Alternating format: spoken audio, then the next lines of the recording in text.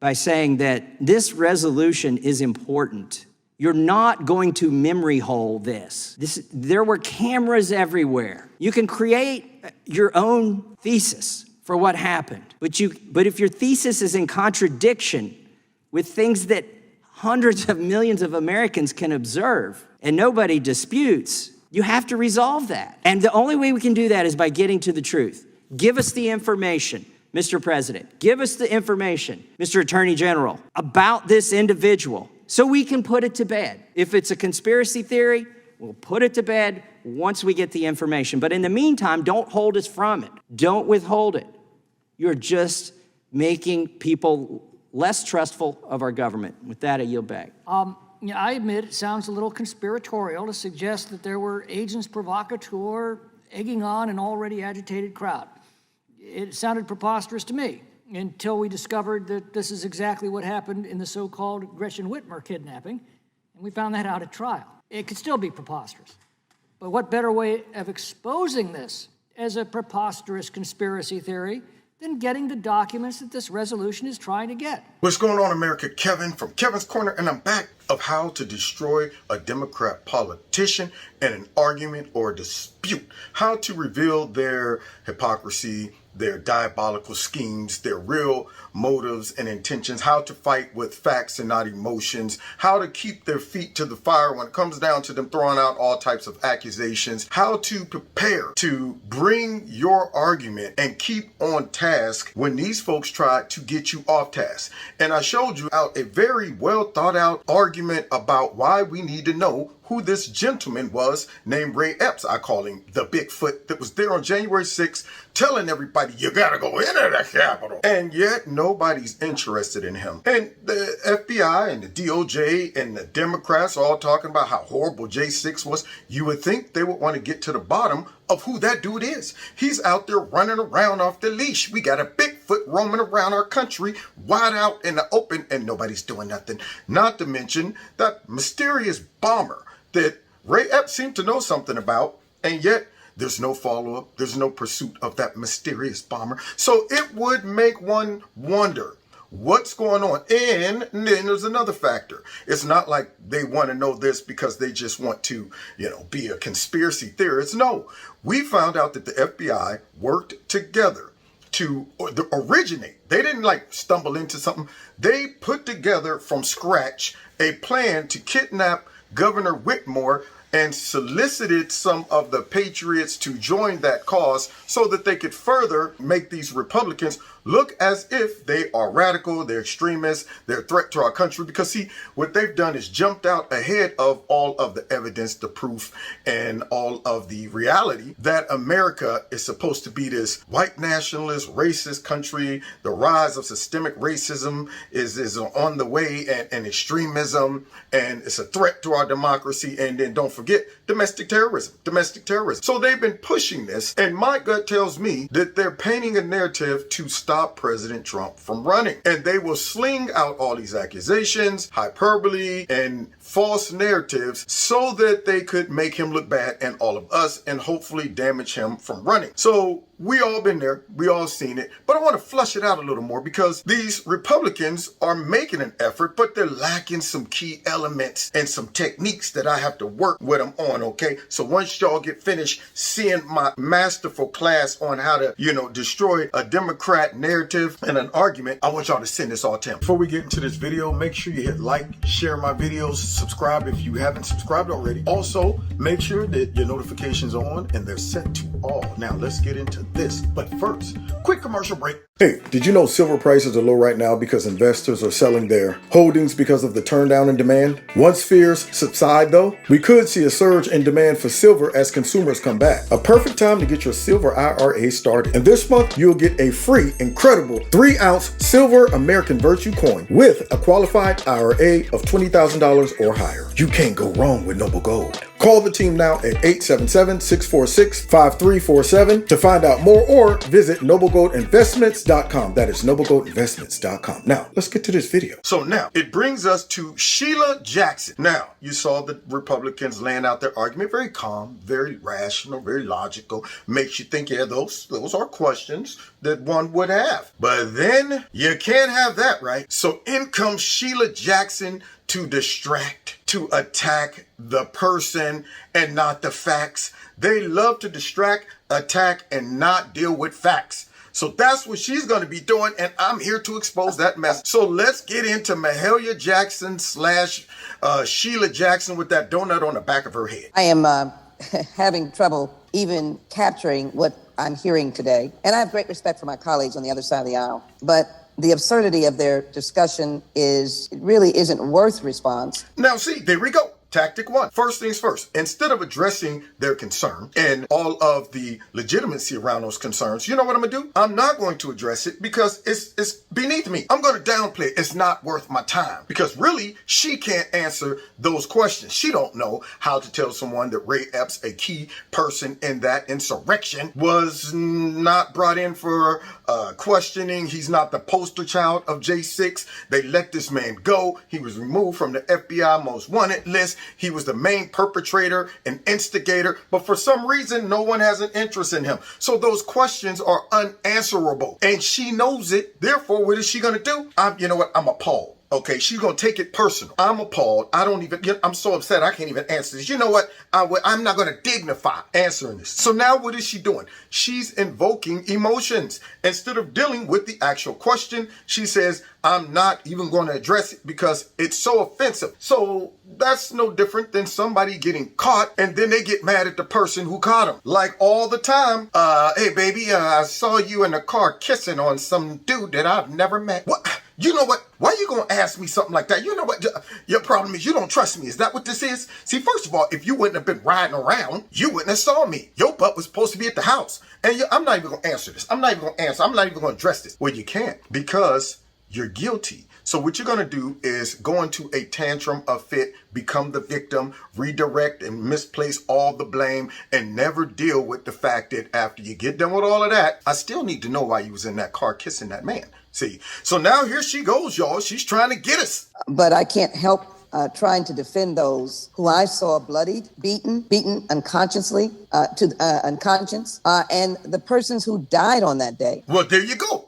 Here's our second tactic. Okay, now all of a sudden she's going to pretend to be looking out for the victims. That's another one. You don't want to downplay something that resulted in victims, because if you want to get to the facts and the facts are not what people want you to see, then what did you do? Why are you digging more? Huh? You need to stop right here where you at the surface of things, because these people right here, I'm trying to defend. I'm supporting them. You must not support them because you won't take our answers, because you won't take our findings. And therefore, by you digging a little more, trying to get to the bottom of things, what you're doing, you're disregarding all of these people's, it's a situation here. Look at, they got hurt. They were bloody. All of these images pop up in your head as she's talking. And she's doing that because that's her goal. It is not to focus in the logic or in the rational. Like, okay, yeah, this guy, he's not being sought after. He was a key player. He knew all of this information. The FBI dropped him off the most wanted list. The Democrats claim they interviewed him, won't give up the evidence. They said he was cleared of all guilt, but yet everybody else is still in jail, and they're still being the poster children of the insurrection, except this one particular guy. So maybe we should get to the bottom of this. What? What did you just say? Oh, people were bludgeoned and hurt and killed, and blood was everywhere, and there's victims and stuff. So now all of a sudden I can't inquire about this guy? I mean, if that was the case, maybe this guy led to those people getting all hurt and bloodied and all of that stuff. So shouldn't we be talking to him, right? And the fact that you don't want us talking to him and you're avoiding why we're not able to talk to him makes me feel what you're doing is what the killdeer does, is lead people away from the evidence. Let's continue this emotional roller coaster she's trying to take us on. I heard someone use the term hoax. I'm trying to find out what is the hoax that they're trying to suggest. Are they trying to suggest that President Trump did not provoke and aggravate the mob that was down at the White House to mob themselves up to the Capitol? So to mob themselves up to the Capitol. I didn't know that's what Trump called them. I didn't know that Trump suggested that they all go over to the Capitol and start a riot or launch an insurrection or any of those things. And yes, Sheila Mahalia, I do suggest that. And this is how you destroy their argument. So as she's talking, look at what she's saying. What are y'all trying to suggest? Y'all trying to suggest that Donald Trump didn't mob those people to go over there to the Capitol and this and this and that? Well, this is how you destroy those type of statements and accusations right here. And after this, we're going to walk down, and I'll be there with you. We're going to walk down. We're going to walk down anyone you want, but I think right here we're going to walk down to the Capitol, and we're going to cheer on our brave senators and congressmen and women. So wait, walk down, not run, not raid. Walk down, cheer on. They didn't say go in there and attack any of these people. Go in there and cheer. Go down there, cheer on those brave congressmen and women. So far, I'm not picking up on any insurrection type statements or encouragement of violence. Walk, cheer. Those are all wonderful things. Here we go. And we're probably not going to be cheering so much for some of them, because you'll never take back our country with weakness. You have to show strength, and you have to be strong. So I'm assuming by him saying take back our country with strength and, not weakness, I'm assuming she's saying force, because that's not what I got out of that. But the Democrats have been implying that that's what it means. When he says words like fight, which they use all the time, or when he says take back our country, even though Joe was like, and take back our country, all of them say it. See, but when Trump say things, Democrats pretend that they don't understand analogies, they don't understand parallels, they don't understand similes, they don't understand any of those things. So you got to Democrat-proof everything that you say. You got to dumbify it, okay? By simply saying, listen, it's a metaphor. Or when I say, you know what, I almost died, it doesn't mean I almost died, meaning it was just a stressful situation, okay? So don't be sitting back taking everything I say literal unless that's what you're trying to do to prove a point and send folks into this mind frame of you are suggesting the worst possible thing, even though common sense says that's not what he meant when he said show strength, not weakness. But what else did Sheila Jackson miss? Because she just told us, are you trying to suggest that he didn't tell all of those mobs to mob themselves down to the Capitol? Yes. And this video right here is about to prove it. We have come to demand that Congress do the right thing and only count the electors who have been lawfully slated. Lawfully slated. I know that everyone here will soon be marching over to the Capitol building to peacefully and patriotically make your voices heard. What? I mean, I thought that I was going to hear marching over to the Capitol to launch the insurrection, go in, hang Mike Pence, kill Nancy Pelosi, threaten all the Democrats, change the votes somehow, then occupy the Capitol, and then when National Guard come in, Secret Service, Special Ops, they're just going to hold it down with cell phones and MAGA hats the whole time. That's what I thought I would hear Trump say. But Sheila Jackson says that pretty much what he meant was the things that I just described. Because if you show this clip to her, I wonder how she would respond and try to make this clip sound like what she just told those people in Congress. See, when you reveal stuff and show stuff like this, then it brings it all home. You shut your critics up. I would just play this clip right there and say, okay, I'm going to play something for you, Miss Jackson, because I am for real. And when I play that, I say, okay, now you're pretty smart, lady. In that whole statement, tell me the part that you gathered. Trump saying, go over to the Capitol, raid it, go after Mike Pence, flip over the electoral votes, don't let them be placed and cast and all of that stuff, and then, seize the Capitol. Please tell me, being a smart politician that you are, because surely you're smart enough to understand things in context, meaning, you couldn't have got that far. So you're telling me you interpreted what he just said as what you just described in Congress? You got to make these people look stupid right there in public. Kind of like when that judge, that nominee, Supreme Court nominee, started saying stupid stuff like, what do you mean? Like, I don't know what a woman is. I'm not a biologist. Now you just opened up the door for me to make you look stupid, okay? Because you're not stupid. You know the truth, but you are trying to play dumb. So now let's finish showing you guys how to destroy these Democrats. Bring this type of evidence, throw it in their face and say, do you think that's what he meant right there? Today we will see whether Republicans stand strong for integrity of our elections, but whether or not they stand strong for our country. our country. Sound like insurrection. Is he trying to suggest that law enforcement, Capitol Police, and others were not bloody? That people are not still trying to mend law enforcement officers, even today? That many are suffering from post-traumatic stress disorder? Is he not, or the persons representing these outrageous comments about a hoax of January 1st? Wow. Now here she is talking about all the stuff that went on during January 6th and all of these police officers that was damaged and the chaos and the video footage don't lie. Well, notice that footage that I'm playing in the background. This is stuff that the Republicans need to get their hands on.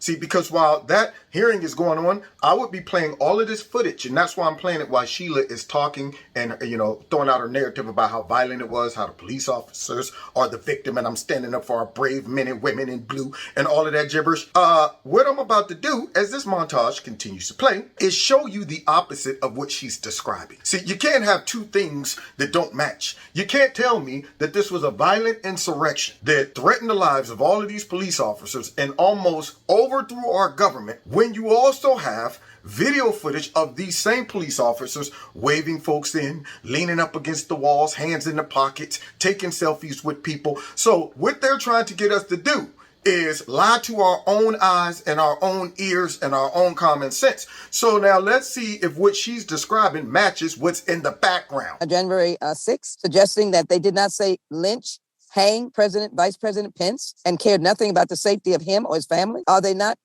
suggesting that there's no evidence to suggest that people were after the Speaker of the House and other leaders? Are they to suggest that the January 6th committee has not made its case and that we want documents, which I'm sure if there are relevant issues to our jurisdiction, Chairman Nadler will allow us as we proceed and look to legislation that should be offered pursuant to the January 6th report or our hearings. I'm interested in Uvalde and the cover up there, and I will continue to pursue that. But I'm not calling Uvalde a hoax. I want additional facts. But to suggest that you need information to see whether it happened, it is as I said, there are no words to express my outrage. Now, here it is. Outrage. I'm mad. I'm upset. What you're doing is downplaying this. And you know what? To suggest it never happened. Nobody said it didn't happen. They just saying what happened wasn't really what happened. We saw something take place, but a lot of that something didn't make sense. So therefore, if something doesn't make sense, shouldn't you try to make sense of it?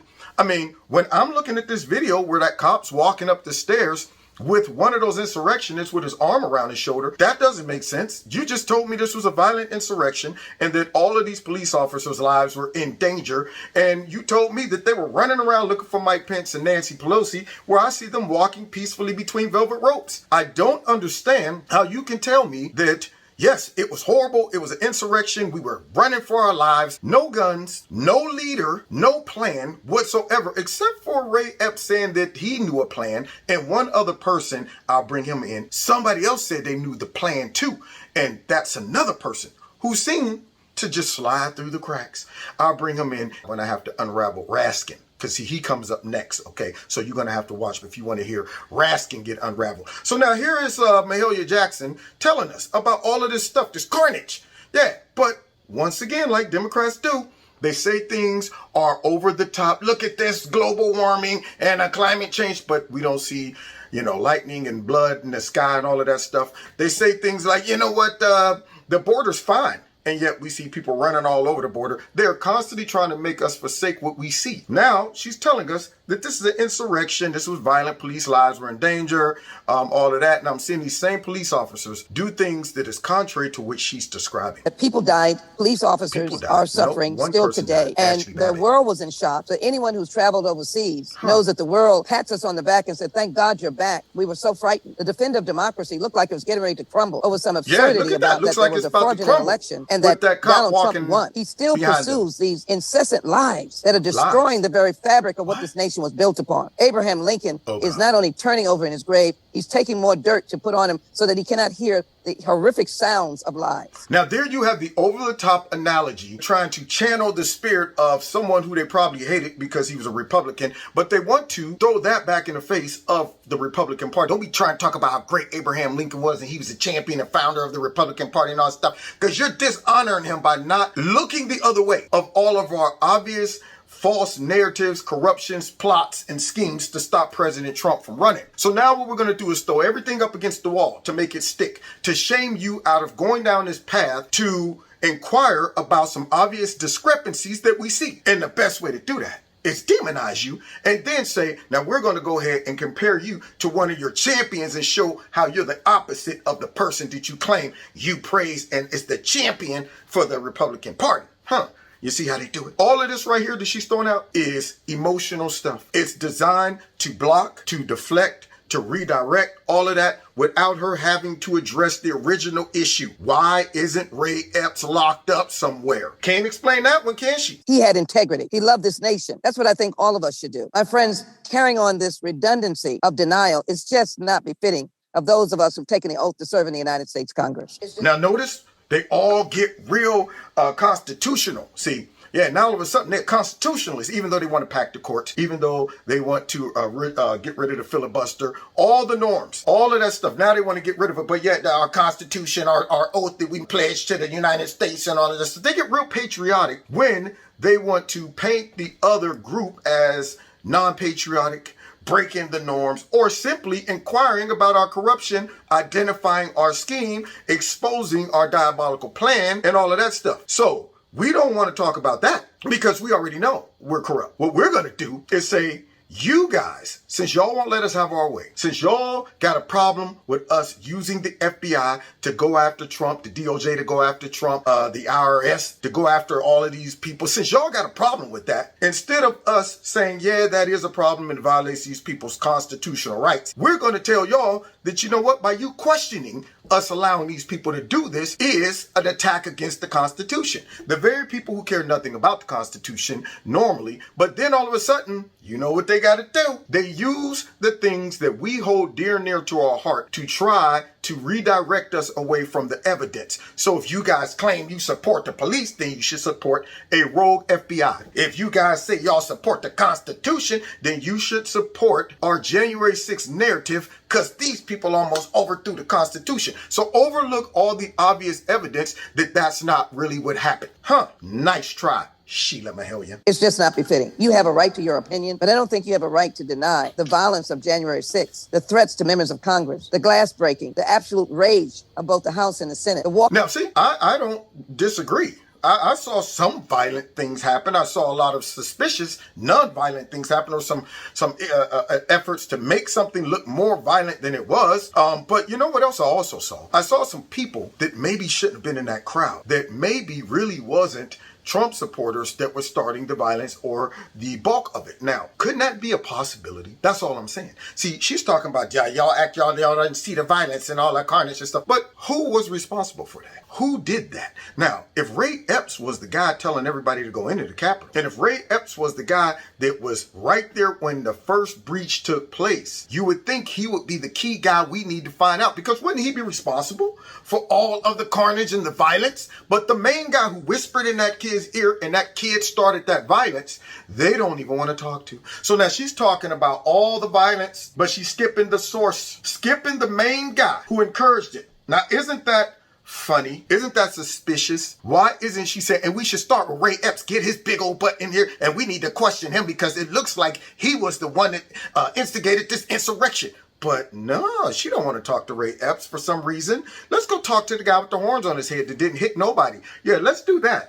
You see the game that they're trying to play? And so this is how you destroy him. One, I will show her all of these clips like I'm showing you guys, because what she's describing doesn't fit what I'm seeing. Number two, get her back on topic. You're talking about violence. You're talking about all this stuff. What if the people who were violent was not the Trump supporters? Because I just sat and heard an FBI director when Ted Cruz asked all of these questions. Were there any FBI agents in there conducting violence, participating in violence, coordinating violence? The FBI director kept saying, I can't answer that. Now, if you can't answer that, I'm concerned. That means we need to know some more, because my gut tells me that the perpetrators were not Trump supporters. But yet she don't want us to keep going down that path, because if it comes out that it wasn't Trump supporters, woo, blows the whole lid off of this. Now let's finish so we can wrap up with Mahalia here. Walking on desks, they're standing in the area in the Senate chamber where the president pro tem would sit. I don't think anyone can deny that. If you want to get visual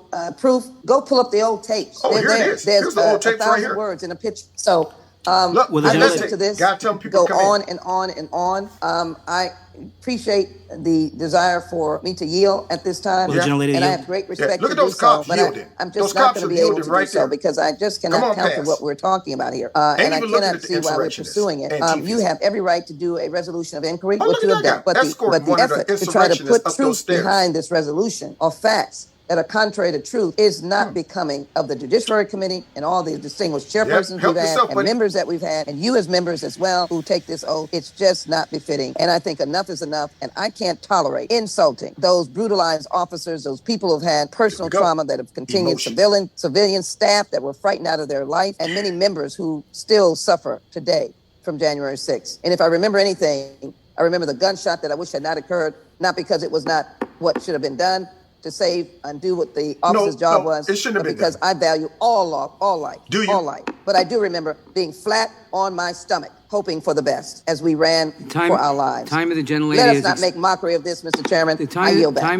When the fact is, they just made a mockery of it. Now she's talking about, once again, to close it out, I never answered why we did not bring Ray Epps in. Notice she never did that.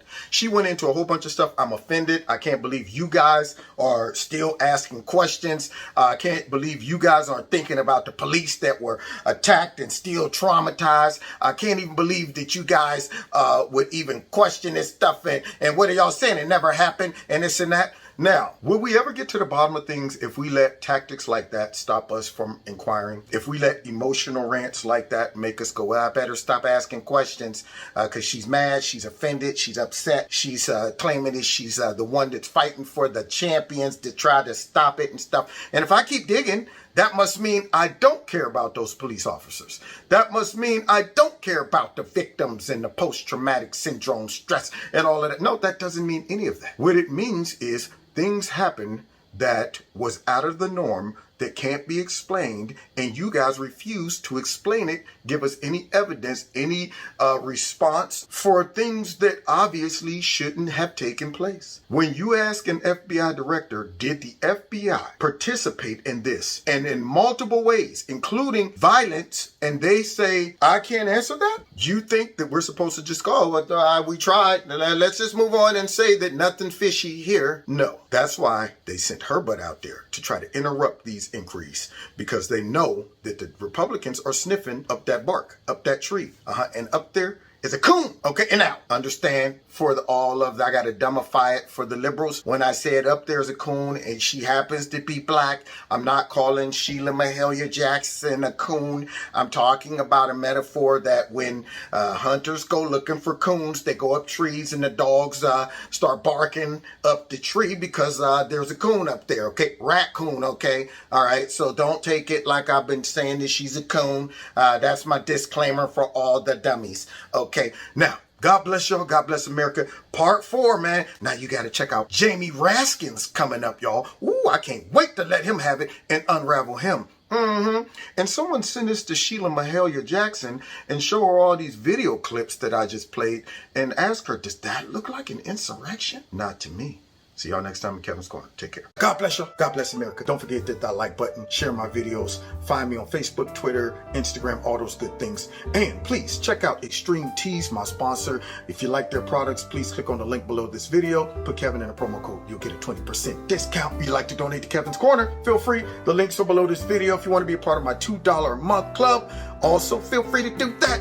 All it entails is you simply dropping $2 a month into one of those links below the video. Or if you want, you can drop a nice big fat lump sum in there to offset the stuff that we know goes on with big tech. If you haven't subscribed to my channel, please subscribe. Make sure that you are still subscribed. And finally, set your notification button to all, because YouTube is playing games, y'all. Now, God bless you. God bless America. See y'all next time in Kevin's Corner.